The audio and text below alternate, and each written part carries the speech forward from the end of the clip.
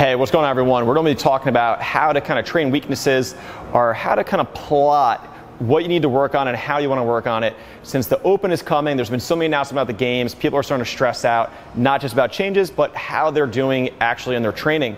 So this is something we went over recently with an athlete here who had a competition, and it gets stressful because you're competing against people that might be trying to compete just for that competition. They're not thinking about the Open, but this is kind of a nice way to plot out where you actually are in your progressions. So this is not exact, it's not, this isn't necessarily 100% scientific, it's just a way to get an idea of what you're doing and how to train it. So we have practice on this side, we have training in the middle, and then we have testing. So practice is low stress,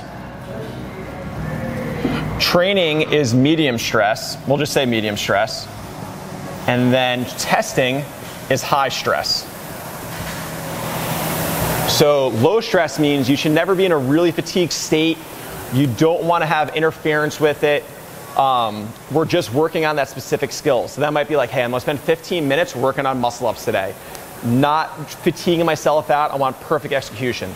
Training might be for muscle ups. All right, I'm going to do 3 rounds, 400-meter run, followed by 7 muscle ups. Testing might be an open workout, a benchmark workout, something that's interference because you have muscle ups dialed in, you want to see how you do them fatigued.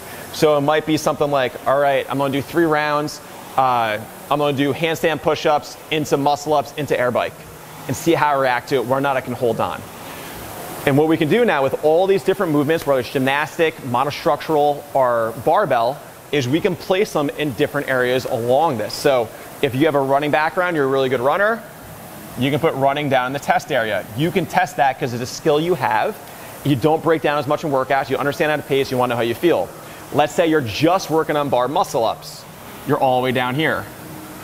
And we can do this for all different movements. Maybe you've been working on butterfly kipping. You've been working on it for a little while, but it's not quite there. You can do it in workouts quite a bit, but not enough to really test it in like Fran or something.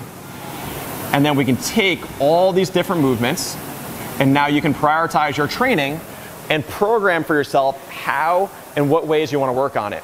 So low stress before you work out, right? It's the first thing you want to work on. You can even do some basic skill stuff in warm-ups and then kind of progress through it in your training. Now, we don't want you to test first thing every day because testing usually fries you.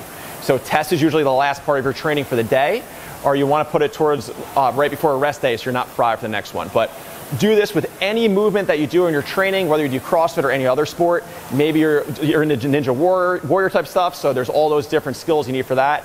You can play around with it so that way you're not testing when you should be practicing, you're not training when you should be at a point where you test it to check out where you're really at. So hope this helps. If you have any questions, let me know. We do a lot of individual programming here at CrossFit Store. I'd love to help you out.